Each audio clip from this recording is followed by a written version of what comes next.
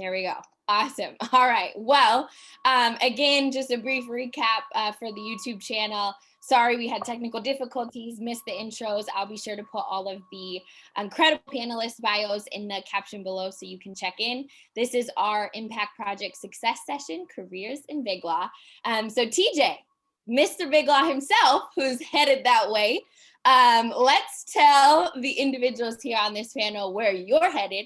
And then why don't you kick us off with a question for the panelists.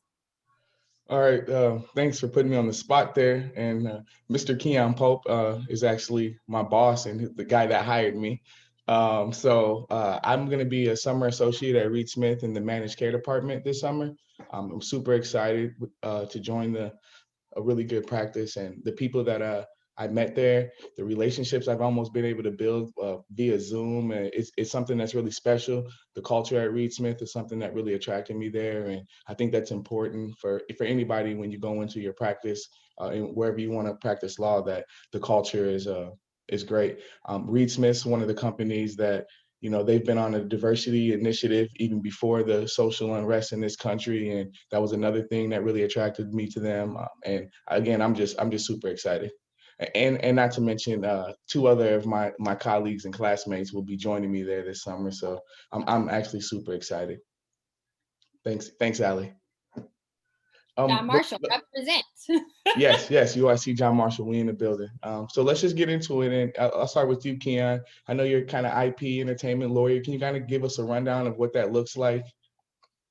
Yeah, no, happy to do it. And look, we're excited to have you and the rest of your comrades. We've got a fantastic class. IP, so, I'm a former engineer.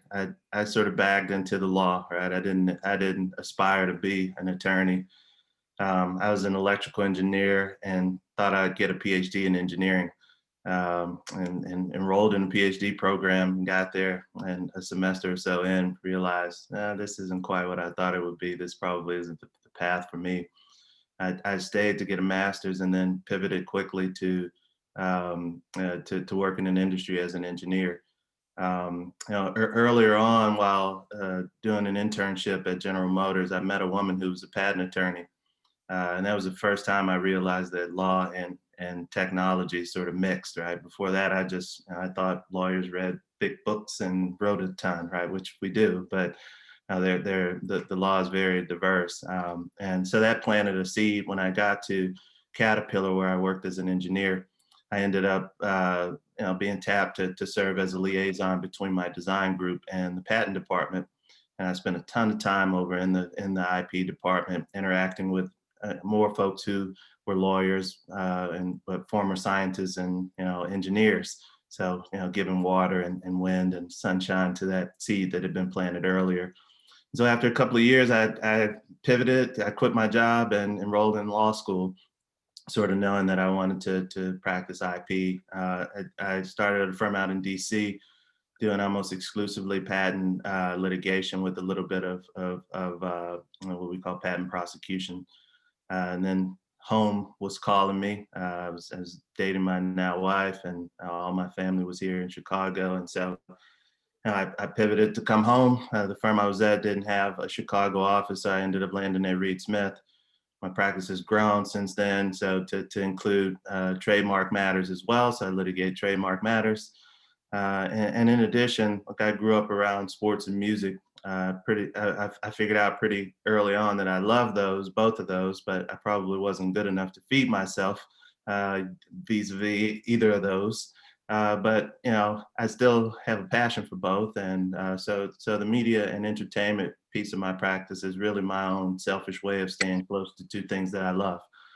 So representing artists and athletes and such, and a myriad of endeavors that they have. So that's probably more than you asked for, TJ. So I'll pause there. Thank you. Oh, that was good. Thank you. Ms. Williams, can you kind of tell us what the international practice is like? Sure. Well, I do international litigation and arbitration. We essentially take on foreign firms, mostly, I think right now, like investment firms. One of my larger cases is the Madoff case. I don't know if you all know about Bernie Madoff, but there's a lot with that case. It's an international matter because of all of the international bank accounts that they had. But my focus is primarily litigating and arbitrating on behalf of international companies, and mostly we'll go into international tribunal and arbitration matters. I also do a bit of employment law, just representing the employer when there's an employer-employee issue, and that's pretty much it. Thank you, Briana. Max, I know you worked in transactional at Sidley, and if you want, you can kind of give us a little bit of what in-house is like for you as well. Yeah, so I was a real estate lawyer at Sidley. And so let me first tell you what that is not, because I know a lot of you are law students. It is not the rule against perpetuities and who owns that fox that you read about in the first page of your casebook. That is not my job. And I think that's the first thing that going to real estate you have to overcome is people think it's that. I was a transactional lawyer, so I was doing deals where we'd be representing either, obviously what you think of as a purchase and sale of real estate, but also lending where there's a loan being made and it's secured by property, sort of like you get a mortgage when you buy your house, but on a much bigger scale. And so a lot of my job was to learn about these properties, because if you're going to invest tens or hundreds of $1 million into the property, you need to know the property really well. So I would do deals sort of involving those properties. At Ventas, my job is fairly similar, but since I'm in-house, I wear a lot of different hats. I'm learning more about bankruptcy, mostly as it relates to people who operate our properties, as well as litigation. So sort of everything relating to the real estate is now under my purview. Awesome. Well, thanks so much for all of the insight. I know kind of one of the reasons we wanted to do this panel is because there's big law, right? But that encompasses a lot of things and a lot of practice groups, and not everyone knows what those are, what those entail, and really like what the day-to-day is like in those areas. And it's just something that you really don't know unless you chat with folks to figure it out or you get there. So let's take it back and talk about, when you were in law school, how did you know that you wanted to end up in a firm, especially larger firms? What kind of went through your mind? How did you prepare in law school to kind of make sure that you knew that was the right decision for you? We'll go ahead and start with Ms. Williams on this one. Sure. I knew in law school I wanted to go to a firm when I saw my student loan debt. I'm just joking. Kidding, not kidding. Okay. I did go into law school, to be honest, with an interest in doing public interest in community work. But then I kind of shifted, and I think that part of it, if I'm going to be very honest and straightforward, was financial, and just like the big firm salary and such, and where I was in life. I went to law school completely financially independent, and same with college, for my entire family. And so, and then I have a daughter, and I had her during law school, and I was a single mom at that time. So I was really focused on trying to build a lifestyle for my daughter and I.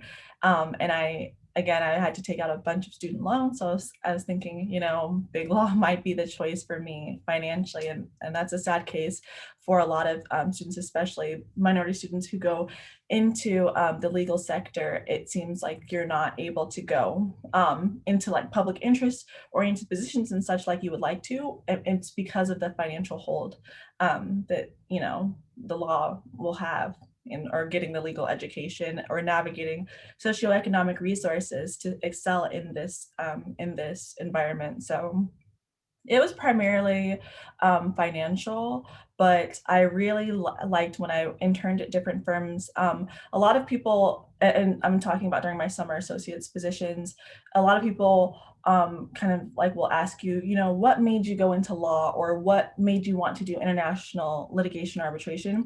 Well, for me, I can't say like I love the law in particular. Like, no, I don't think anyone on this call will say that. Like I love just straight law. For me, I love I love research and writing, and I don't know why I'm kind of like weird like that, but I excelled in all of my legal research and writing. I was getting honors, and I did advanced legal research and writing, and I was writing for columns. I was on a journal at Harvard and such. So because of my love for legal research and writing, that translated to my want to go into litigation. And because that's primarily what you're doing, especially as a more junior associate. And so that is why I joined Big Law, and then that's why I joined the litigation practice. Awesome. Thank you so much. So insightful. And for those of you who don't follow Miss Williams on Instagram, please do, because she shares a ton of her journey and it's just incredible. And I think we all here can learn a lot from her. So just a little plug. But let's move on to Max. How did you know kind of what the path was going to be like for you, in particular, getting into real estate? Like you said, I think most people are scared of the misconception. So what was your path to Big Law and to your practice group? Yeah, so going into law school, I really had no idea if I was very interested in public interest. I was interested in working for the government. I sort of didn't know.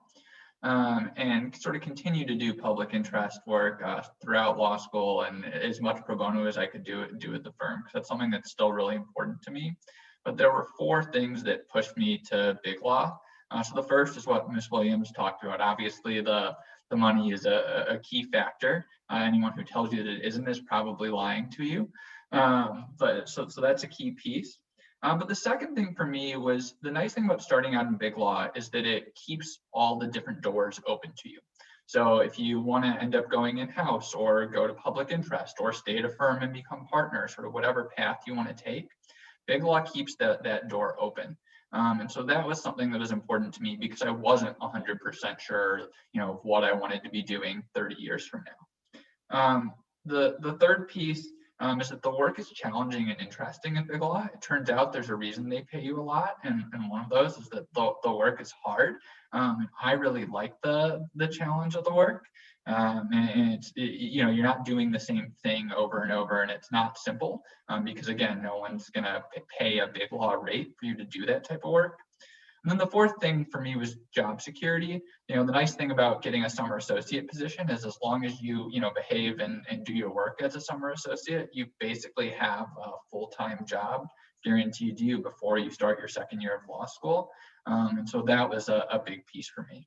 As to real estate specifically, so I have sort of the opposite experience as Ms. Williams. I actually love a lot of things about litigation. I could see myself in a courtroom. I did juvenile public defender work a couple years in law school, but I hate legal research. That's the part that I don't like. And as you mentioned, so I sort of knew I wanted to be a transactional lawyer. And as a summer associate, I tried out all the different groups. And the 2 things that were most important to me, one was the people.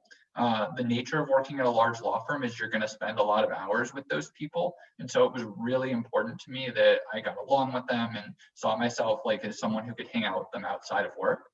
And secondly, I really like that real estate is tangible. It's very neat for me to be able to point to a building and be like, yeah, I sold that building, or I did the financing on that building, or I can tell you all about that. I liked that, as opposed to some of the other transactional practices where you're like buying and selling entities and dealing with that sort of thing.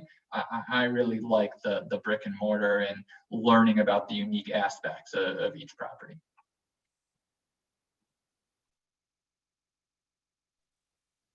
Awesome. Thanks so much. And of course, last but not least, Keyonn Pope, if you could give us the rundown.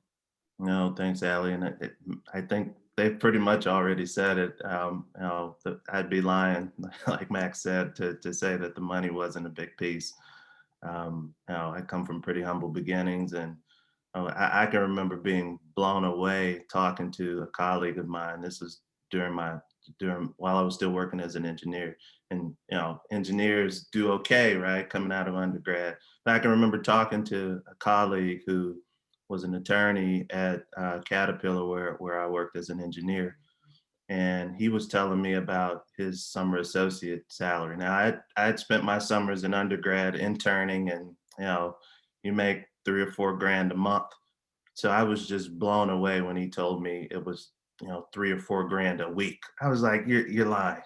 There is no way, right? I was just completely blown away. I was like, as an intern, are you kidding me?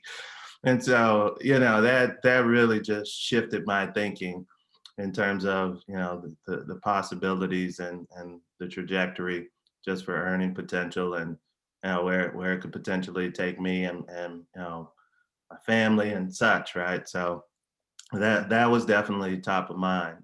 I wasn't sophisticated to know that there was a difference between big law and, you know, small law, right, or anything. I didn't appreciate the sort of the nuances.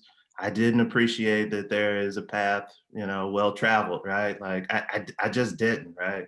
I was fortunate to have people. You know, before I left Caterpillar, I met a gentleman who asked me when I told him about that I had interest in law school. He was the head of the IP department at Caterpillar. I told him that I had interest in law school, and he said, "Well, have you considered?" There was a firm called Finnegan Henderson, which is a pretty well known IP boutique. I didn't know Finnegan, you know. I was like, yeah, I've kind of heard of it, but and of course I ran back to my office when we finished and frantically Googled away. But he's like, look, you know, yeah, do some digging on Finnegan, and if you're interested, you know, I will facilitate an introduction to the person who handles, you know, Finnegan does our IP work. You know, we usually get a visit once a month from the relationship partner. We'd love to introduce you to him. So of course, I run back after I've done my Googling and I say, yes, please. And he did. He introduced me, and I ended up landing in Finnegan for the summers and subsequently full time after. So it was all it just worked, right? I'm not going to sit here and play like, you know, I was so intentional and I knew every step. I didn't, right? I didn't. It just kind of worked out. And then once I was a little bit behind the curtain, right, in terms of being inside a big law, I think I began to figure it out a little bit more. Right? I'm still figuring it out. I don't know if you ever kind of know or arrive. So I'm still figuring out, you know, what I want to do when I grow up, and sort of all the opportunities out here. But for me, a lot of it was just, you know, I don't necessarily believe in chance. I happen to be a man of faith. I feel like everything is kind of orchestrated in that way, but I know that's not everybody's cup of tea, and I'm not here to preach, but you know, it wasn't some plan that I had written out and that I just executed, right? For me, I feel like, you know, God sort of strategically placed folks in my life, and you know, who opened doors, and you know, I walked through some of them, and I'm here talking to you all today. So I guess all that to say, don't worry, don't fret if you haven't figured it all out. None of us have. Anybody who tells you that they have, they're lying, either to you or to themselves, or both.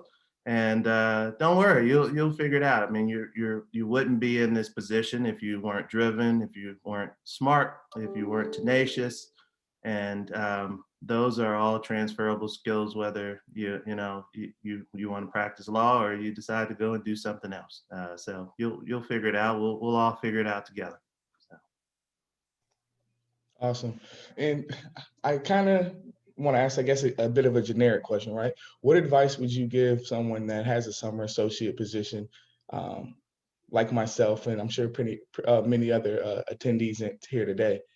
And what were some of the things when you were a summer associate that you think kind of maybe separated you, or maybe something that stood out? Let's start with Keyonn. Yeah, no, I was just talking to another one of our summer associates who's going to be in TJ's class this coming summer. And he asked me a very similar question. You know, the first thing I told him is that hands down, it's not even close. Being a summer associate is the best job I've ever had in my life, like, period, full stop, right? Like, if I could go back and choose any job that I would have, you know, in perpetuity, yeah, I would choose being a summer associate. I mean, you know, I'm in DC, I'm young, you know, I've got a little extra money in my pocket, more money than I had ever made, ever. more money than probably anybody in my family had ever made at that point.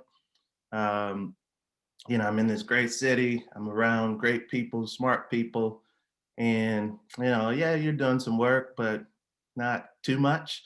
And really, you're just meeting people. You're you know, you're having fun, right? It's just a great time. So you know, look, I know it's serious, and you know, the full-time job hangs in the balance, but I'll tell you, sort of being on the inside, you know, the heavy lifting is done once you get the offer and you're there, right? Like we've already determined that we want you, and it's your offer to kind of mess up, right? So don't squeeze the ball too tight. You know, just be you.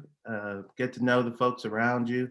I still have a really close knit bond with the folks that I summered with. Now we're all over the place, right? Some of us are still practicing, some not, some in house, some public interest government, so on and so forth.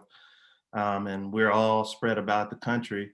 And I don't talk to them all the time, but you know, when I do talk to them, it's like we pick up with those same jokes and stuff that we had all the years ago. And so there's a very unique bond that you kind of build with those folks. So lean into that. And I'll get to know the folks around the firm as well. And somebody said it earlier, but yeah, you're going to spend a lot of time with these folks. So you should kick the tires and get to know, you know, folks and figure out who you really like, who you can tolerate, and who you want to keep far away from, right? Because you're not going to get along with everybody. You're not going to be everybody's cup of tea, and nor will they be yours. But yeah, I guess, you know, I go back to where I started. Enjoy it, right? This is a really, really just great moment, right? I mean, you've landed the job, you've worked hard to get to this point. Enjoy the fruits of your labor a little bit. Of course, do what you need to do to lock down the full-time offer, but enjoy it. It's a fun time. Thank you. Ms. Williams, would you like to expand on that? For sure. So the first thing I would say going into a summer associate's position is ask your new employer what you can do to prepare for the position. I mean, typically there's not much you can do because you probably you probably have never experienced that type of work.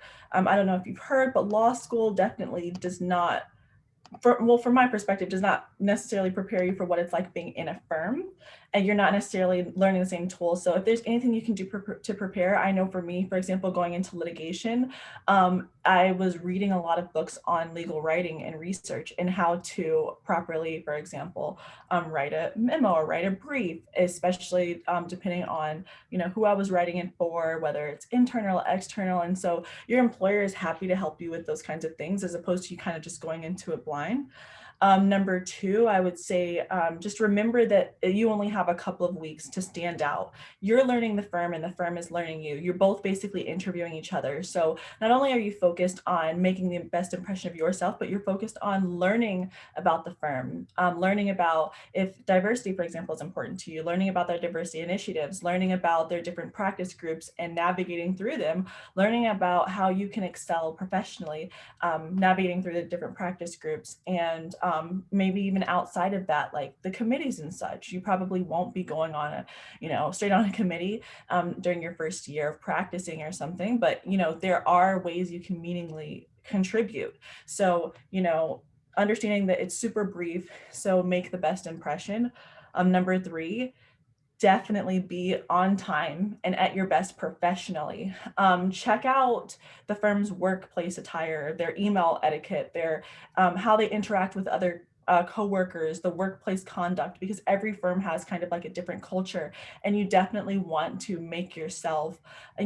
assimilate into that culture and those practices, because you don't want to, for example, show up wearing jeans when everyone's wearing suits, or you also don't want to show up wearing a suit when everyone wears jeans in that firm. So you definitely want to make sure that you are well versed on that firm's culture. I would also, just as wrapping up, say you should definitely maintain a very friendly and enthusiastic attitude. Some of the assignments are very hard. And you likely won't be able to just right off the bat do a lot of the work, especially, and I know in the litigation field, a lot of the writing when you first start, you probably will be terrible, because I know a lot of like the juniors who come in, you know, they're coming from law school, and the law school writing is kind of a little bit different, and then it kind of gets a little bit complex because each partner will require a different writing style. So you really have to learn the people that you're working with and then learn what they like in terms of product. But all through that, it's really important just to maintain an enthusiastic attitude, because you probably won't hit the nail on the head in the, you know, on your first try, but you will definitely get there, and attitude is everything. But that just comes with being detail oriented. Definitely bring a notepad everywhere you go, take notes when receiving assignments. The huge one, submit your absolute best work. Work as hard as you can, definitely. I know you probably, you know, you're already a foot in and you probably already got it by the time you start, you know, as Keyonn said, but also, you know, it can be taken away if you come there like a bad attitude, terrible work product and such. And if it's not, you'll definitely be frowned upon as an incoming associate. And lastly, just say thank you to everyone. Say thank you to your support staff, your supervisors, any formal intern coordinators who might be part of your summer associate position. Just say thank you and try to just remain humble and just work hard. That was some really good information. Thank you. Max? Yeah, so, you know, largely want to echo everything that's been said. I think it's great advice. I think, you know, one thing is, in some ways you are off the treadmill, right? Like once you are a summer associate, your job is to not stand out, right? The default is that you are going to be offered a full-time position, right? And so you want to make sure, you know, essentially I don't want to say this, but it's sort of like a don't mess up type of situation. So all the advice that Ms. Williams gave is really good advice. Do good work product. It's largely about building relationships with people, both with people in your summer class and with, you know, your potential supervisors. And so you do that by doing good work product, making a good impression, sort of, you know, fitting in with the firm's culture. I think those are all really important things.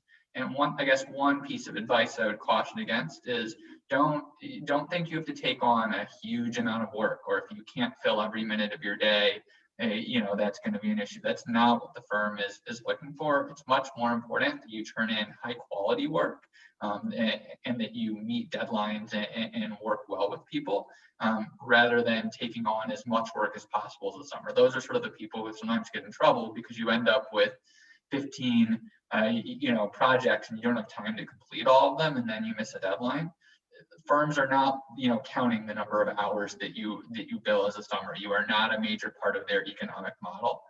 So make sure that I guess that you're not taking on too much, that you develop good relationships, and that you do good you know, do good work product. And when I say that, I mean, you know, ask questions. Don't you know, make sloppy mistakes in your product.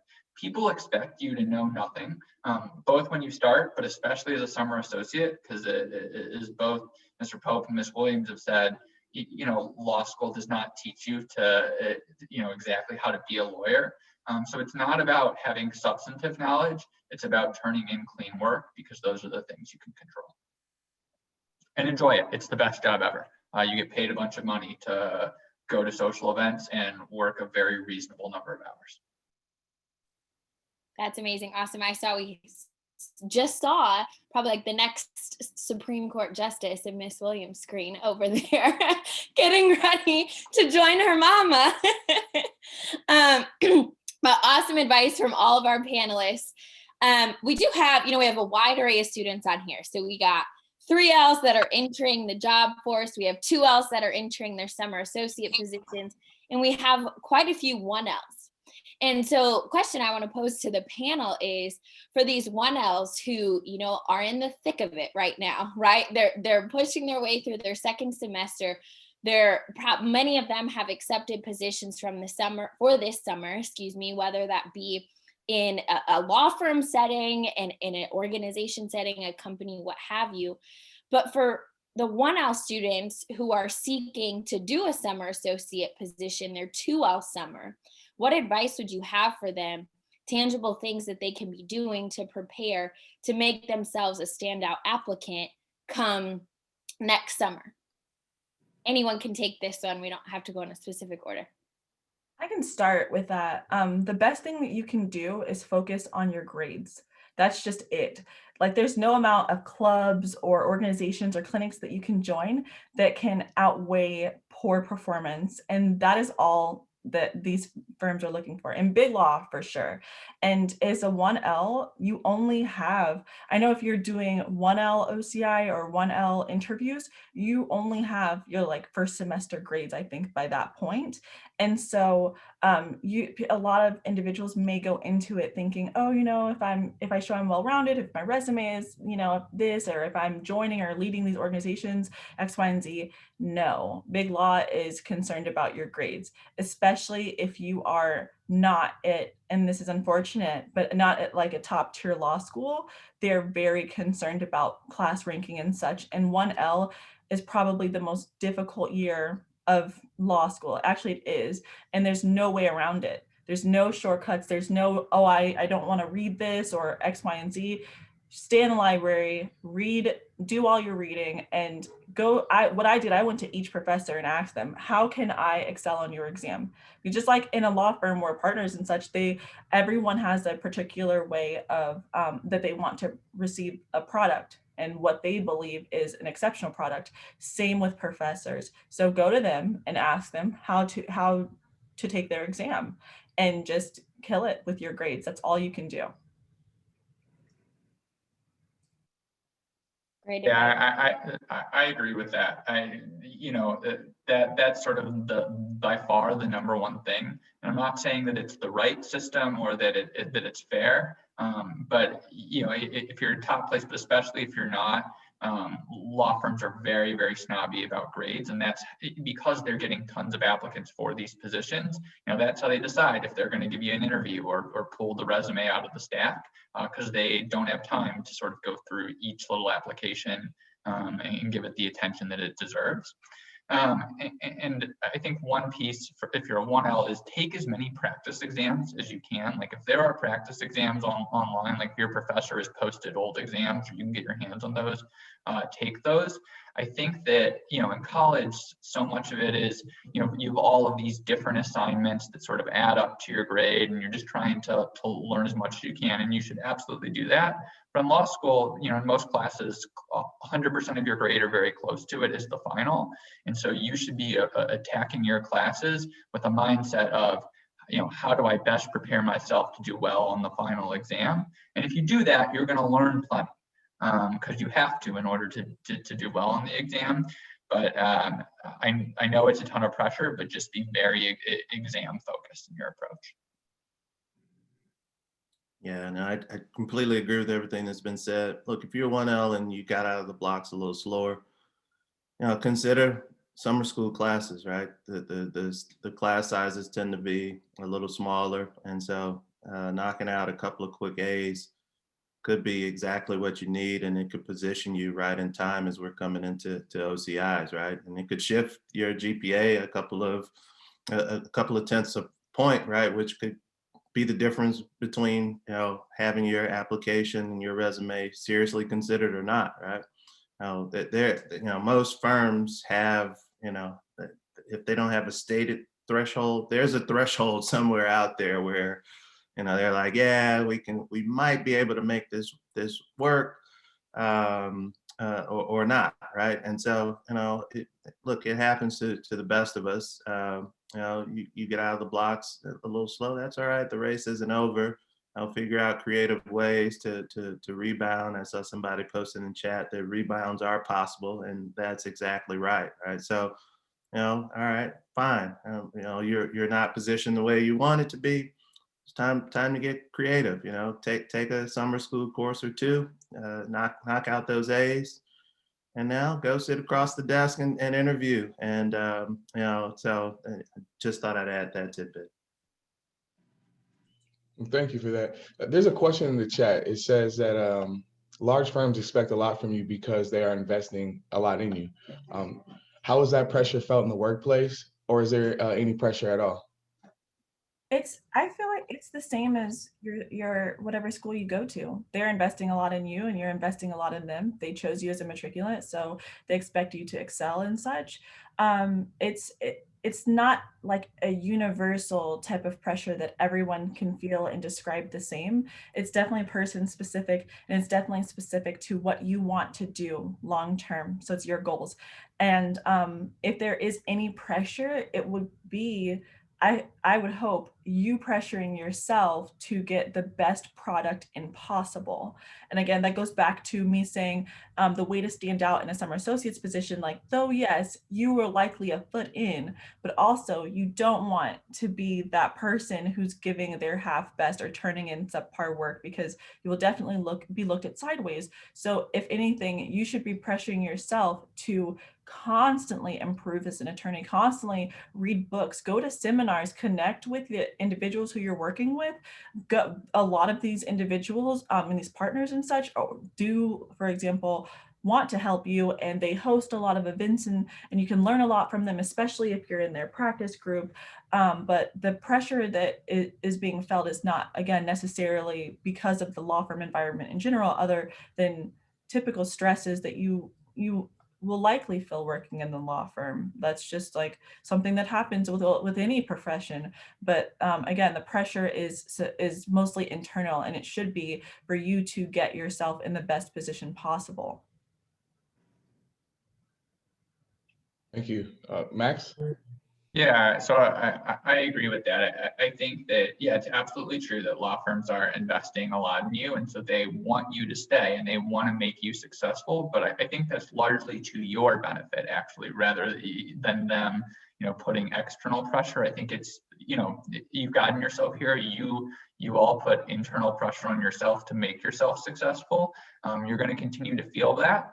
I think probably the biggest pressure at a large law firm is that, because you charge what you charge, you're expected to do things quickly and well, and sometimes that's a challenging combination. I would say that's the biggest pressure of being in a law firm, is you'll have tight deadlines. But I don't feel like the firm itself is pressuring you, and if anything, their investment makes them more invested in finding ways to help you improve, and so it's your job to sort of take advantage of those opportunities. Yeah, I agree. Look, the law is a business, right? At the end of the day, and wherever you work, whether it's in the law or insert any other industry, you're expected to be productive for the business, right? Profitable for the business, and those who aren't are vulnerable, right? And so whatever that means something different in each industry, but I guess, bottom line is, yeah, we're practitioners and, we need to pump out great work product and all that, get good results. But we do that for a reason, and that's to make money, right? And so if you aren't hitting your hours and pumping out great work and you're inefficient, that doesn't bode well for profitability, right? And it calls into question, whether you are an asset, a profit center within this business enterprise, right? So it's not personal. I don't think that the pressure is any different than pressure that you would have in any other business setting, right? Either you're adding to the bottom line or you're not. Yeah, you've got some runway to get up to speed and all that, but you want to get to a place where you are adding value, and you want to get to that place as quickly as you can. Bottom line. Shawn, I see your hand is up. Would you like to ask a question? Oh, yeah, certainly. Thank you. So first, I guess this is to Mr. Pope. Just secretly in my mind, I'm going to just let you know, I think that you're related and the husband of Olivia Pope. So just want to give that disclosure. But actually, I got a question. I think TJ kind of teed this up earlier about some of the efforts that your firm is doing around diversity, equity, inclusion. And that it's not a fad. It's not something that your firm has hopped on as of 2020. Just wanted to know, like, if you could speak to the representation, more specifically around how your firm goes about like the retention and the growth opportunities for minorities once they are within the firm. Yeah, no, thanks for the question, Shawn. And I'll take an affiliation with Olivia Pope any day. So yeah, that's my cousin. But yeah, I mean, look, yeah, I do think the firm has been on the leading edge of a lot of the work around DE&I. And I don't say that to toot our horn, because look, let me be clear, and I think firm leadership would double and triple down on this, that there's still a ton to be done, right? So it's almost like saying we're the biggest shrimp, right? One of the bigger shrimp, right? You're still a shrimp, right? And I think industry-wide, there's still just so much to be done. So, I'm not suggesting for a second that we're comfortable where we are. We're resting on our laurels, right? But we have sort of tried to really fast track the work that we were already doing, and given all the social and racial unrest that we saw in 2020, and it candidly continues, right? Even now, as we sit here having this discussion around retention and sort of promotion and giving opportunities. Look, for so long, DE&I has sort of sat on the side of the business, right? You remember my comments a minute ago about the law being a business. And so, when you look under the hood of any firm or any organization, there are engines or pistons or things that make that organization go, right, and make it profitable, right? There are key practice areas, and there are groups within those practice areas and folks who are rainmakers and that are really driving profitable work, right? And I think we've realized that, it won't work if we're allowing DE&I to sort of be this thing that sits on the side of our business. We have to take DE&I and weave it through everything that we do within the business. What do I mean by that? Look, it's not going to work if you aren't getting, diverse attorneys staffed on these matters, and not just, trash work, right? Work that, you want them on the key matters for the key clients, getting great opportunities to write the important brief and to argue the case, or to prep the person that's arguing the case, whatever that looks like, right? To be on the big transactions, right? That for those key clients. And unless and until, we get, we become very intentional about ensuring that happens, we're missing an opportunity, and DE&I will continue to sort of be this thing that is on the periphery of the business, right? We want it woven into the fabric of everything we do, right? We want to get to the point where it's, we don't even have to think about, whether we're fielding diverse teams and giving diverse talent opportunities. And so that's really where we're trying to shift our mindset. And look, it can't just be me or other diverse partners and folks, right? Yeah, of course I'm going to field diverse teams, but there are still only a few of me, right? So it has to be, we need the buy-in across the board from allies and others to ensure that they're, mentoring and giving opportunities to diverse talent that's in the pipeline. And I mean, I think what will happen is, I won't be an anomaly anymore where I'm one of a few in, Black partners in the office or in the firm, right? And as that happens, the momentum will continue.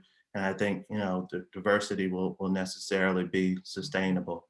The other thing that I'm proud of the firm having done is, we released a racial equity action plan. So, in the wake of George Floyd and Breonna Taylor and many others, we formed a task force, which was comprised of literally folks at the highest levels of the firm and from all over the firm. I love that it's not just lawyers, right? Because I think firms, we get so fixated on lawyers that we kind of leave our staff languishing often, right? They don't get the same attention, but we were very intentional in ensuring that we took a full firm approach to this task force, right? And not leaving our Black staff sort of hanging, right?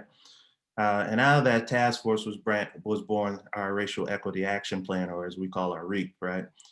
But in 3 buckets to the REAP, making sure that internally our folks are good, that internal well-being, so that's staff and lawyers from top to bottom, looking for pro bono opportunities, and then opportunities to sort of partner with our clients. All of our clients also have similar plans and such. And so oftentimes we can lock arms with one another make a bigger ripple, right? In terms of what we're trying to do. But in that first bucket, you know, our internal well-being, I'm most proud about.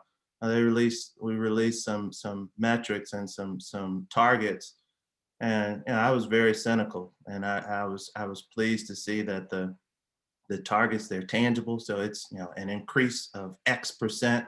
You know, they're temporal. So it's not, yeah, we're going to do this eventually. It's no, we're going to increase by X% by this year certain, right? And then I was proud that that wasn't just an internal communication, right? That we publicly sort of put it out there, which I think it, you know, you guys have seen it, right? You've seen, you're looking, you're waiting for the report out. And I think that adds, you know, just fuel to the fire. It holds everybody's feet to the fire in terms of accountability. And I like that it was specific. You know, I think oftentimes we've seen the word diversity sort of, you know, dare I say, get a little watered down. You know, what does it mean, right? Like everybody has a different definition of diversity. And look, I don't want to suggest for a second that every sort of vertical within that definition isn't there for a reason, and it's important, right? We're all kind of swimming around in this polluted water, if you will, together, right? But I think what happens is when you try to be all things, you know, the impact can sometimes not be felt the way that it could, or that you would intend it to be. And yeah, so I like that our plan is also specific in terms of the impact that we're trying to make, and the definition of diversity, if you will, as well. But anyway, sorry to ramble. That was incredible. Thank you so much for that. I know Shawn put a comment in the chat as well. So I know we're running out of time. We're in the last 5 minutes here. And I know a lot of our attendees take notes on things that our panelists say. And so the last kind of question I want to pose for you all, so many different tracks here, right? Each one of you are in a different place in your career, different practice groups. You know, Mr. Pope made partner, Mr. Looper is now in-house. Miss Williams is just on her way as an associate out in LA. Again, all different areas. And so if you had to give students 3 tangible tips, pieces of advice for students who want to follow in your footsteps. So specifically, you know, path to partner, specifically from, you know, a top law firm in Miss Williams to one of the hardest bar exams, you know, and practicing there, and Mr. Looper going in-house, right? You said something that really stuck with me was that the thing about big law is that it keeps all your doors open, and you can kind of take that and go wherever you wish. So for folks who are like, you know, I don't really know what in-house is, but I'd like to learn more about it and get in that field. So for each of you in your individual and incredible paths, what would be those 3 tangible tips you'd give to young students and young attorneys who want to follow in your footsteps? You can start with Ms. Williams. Sure. Number 1, work hard.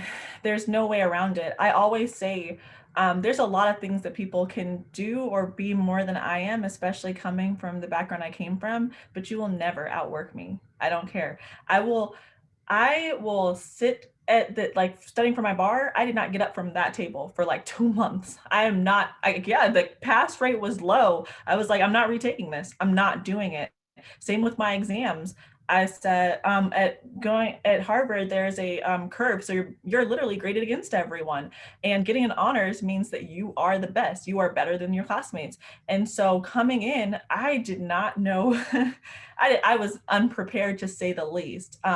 I came from a low-income background, whereas my family was actually homeless, trying to get into, we were homeless when it was time for me to go to high school. I had to go into my office, or the office of the guidance counselor, and say, okay, well, I'm a truant. So, because they weren't letting me in school. And I said, you know, because I didn't have a proof of address. And I said, you know, I'm a truant. I need to go to school. So you all are going to let me in, you know? And so I went to Harvard with like a complex, like, okay, I'm not I'm not meant to be here. I'm not smart enough. And I felt really, bad about myself.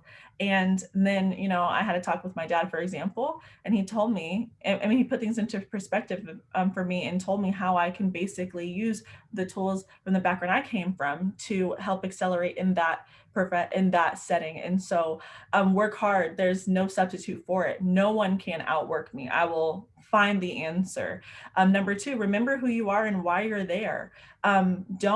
You will sometimes go into these like big law firms or even these larger law schools with what I call, or with what is known as imposter syndrome. Don't think like that. You got accepted into that class, or you got accepted into that firm because they saw something that they need from you. So keep that in mind. You have something that that firm needs, give it to them, and don't back down. Don't feel low about yourself. Don't let small things get to you. If you go back to number one and work hard, stand out, you belong there. Number three, I would say, is to understand that you don't have to know it all right now. A lot of you on the call are like 1Ls, maybe 2Ls and such. You don't have to know where you want to go, where you want to end up. You don't have to know what practice group, wherever you think you're probably going to work right now long-term, you're probably not going to work in whatever practice group. So don't think that you have to know everything right now. Just, again, going back to working hard, master the skills you know you'll need to have for lawyering, master your entrepreneurial skills. It is a business, like Keyonn said, internal and external. Knowing what it means at any place whether it be a classroom or a firm, to add value, and mastering that will get you so far. So mastering adding value. Amazing. I hope we all got that all down, because those are amazing, amazing tips. So we'll head over to Max. Sure. So those are all outstanding tips. And again, I would echo those. And now I get to add 3, which is great, because really I get to give 6 this way. So I think the first thing is take ownership over your work and over what you're doing. And so what I mean by that is, if you're given an assignment and you see something that isn't specifically assigned to you, but you're like, oh, maybe that's not right, or maybe we should do that. You are smart. You are hired to use your brain. Do it. And if you send an email and someone says, hey, ask this person about this, and you don't hear back for a couple of days, don't wait for someone to tell you to follow up with them, right? Take ownership over the work that you are doing. And that's something that will be appreciated all the way throughout your career, no matter what area that you're in. Second thing is, like, be a good person and develop relationships. Most of y'all went into law because you wanted to make a difference in the world, and because you care about other people. Don't lose that when you get into the thick of things and you're working hard, and in some sense it's competitive. But developing relationships, whether it's with your coworkers or your classmates, A, is just a good thing to do. But B, career-wise, those are people who might be references, who might be hiring you, who might be able to make a connection. And so you should value the relationships for the relationships, but there's also I want you to understand there's a real career benefit to maintaining those relationships, and not getting sort of so sucked up into being better than this person or that. Work hard, but don't let that interfere. And then the third thing, if you're particularly interested in in-house, you want to get involved in business decisions and make sure you're understanding why things are done the way they're done. So as a junior associate, you'll be given an assignment, you'll be told to draft a document. Make sure you understand why you're drafting in a certain way, or why you're able to negotiate on one provision but not on another, and really continue to ask questions of the clients that you're working with, so that you understand the why behind things, because that will allow you to develop the judgment and the business sense that you need both to be a good lawyer at a law firm, and will make you attractive to a corporation if you want to move in-house. Fantastic. Again, fantastic. You guys, you got 6 already. We could write a book on those tips. So we'll flip it now to Keyonn to close us out with his last 3 tips. Thanks, Allie, and to Max and Briana. I'm in an unenviable position coming in last. I don't know that there's much more I can add. So I'll just emphasize some of the things that they've probably already said. I'll start with the importance of building and sustaining relationships. I say, building relationships as opposed to networking or some of the other things. I actually think there's a difference. Networking is very transactional and such, and folks can sense the sincerity or lack thereof, right? Just like you can, right? You can tell when somebody's being transactional with you, and vice versa. So, make lasting relationships, and it doesn't have to be with some big fancy person who has a huge lofty title, right? The relationships with the folks on the screen who are also making their way through the law firm or through law school, et cetera, and such, are just as important as building relationships with folks who have the lofty title. But build those relationships, maintain them. They'll serve you well, right? Nobody who you look at and are inspired by made it where they are alone, right? That they leveraged a relationship with somebody. And if they won't admit that, again, they're lying to either you or themselves or both, right? Don't recreate the wheel, right? There is a blueprint and sort of a path well traveled, right? Since we've been locked down for COVID, my inner chef has come out a little bit more, somewhat forcibly, right? And I've always loved to cook, but I got tired of eating the same stuff, right? So, there's that one thing in that restaurant that I love. Let me see if I can make it. Well, I didn't just go and grab some stuff that I thought, that I should mix together to make it, right? And maybe I had a few ideas, but no, I went online. I didn't just look at one recipe. I looked at a few and put them side by side to figure out. Now, importantly, no one's journey is going to be exactly the same, right? So when I get those 3 or 4 recipes, there might be stuff in there that it's not my cup of tea. Let me see if I could take that out and sub this in. So you personalize it and you make it your own. But my point is that there's a recipe, right? There's a blueprint, right? And so many more people have gone before you and navigated this law school maze and the law firm or law practice maze, that it doesn't make sense for you to try to go it alone, right? Leverage those relationships that I talked about before and figure out what is the blueprint, right? And then take that blueprint, personalize it a bit, and make it your own, right? As you push forward. I don't really have a third one because they've already said what I was going to say. So I'll shut up there. I know we're already over time, but that's all I've got. Thank you. Thank you. TJ and I cannot thank y'all enough. You guys, these individuals on the panel bill hours. They have very important clients. So to even spend an hour with us this morning, we know how valuable your time is, and we truly appreciate you spending your morning with us. And we're just so humbled and honored that you took some time to help the next generation of lawyers. So we have some comments coming in the chat. I see Keyonn put his email. Attendees, if I was you, I would put that in a frame on my wall and not lose it. So make sure that you're taking that down. I know TJ is Mr. Big Law himself, and he is more than willing always to talk to all of you. So I think he'll stay on the call for a little bit when I end the recording if anyone has any questions about his OCI process and things of that nature. But again, Ms. Williams, Mr. Looper, Mr. Pope, truly from the bottom of our hearts, thank you so much for spending your morning with us. TJ, got anything? No, you said it all. Thank you so much. I was just gonna ask Ms. Williams if the princess wanted to hop on and say hi.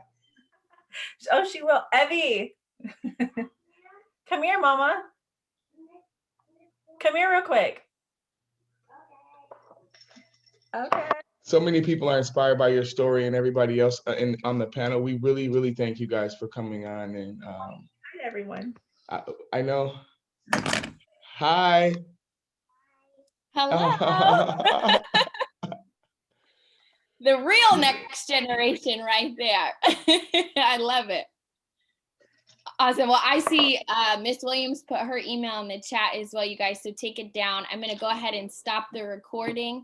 We'll stay on for a little bit, but to all of you again, thank you from the bottom of our hearts, and thanks for the attendees for showing up today. We appreciate y'all as always too. This doesn't happen without you guys. Yes, thank you.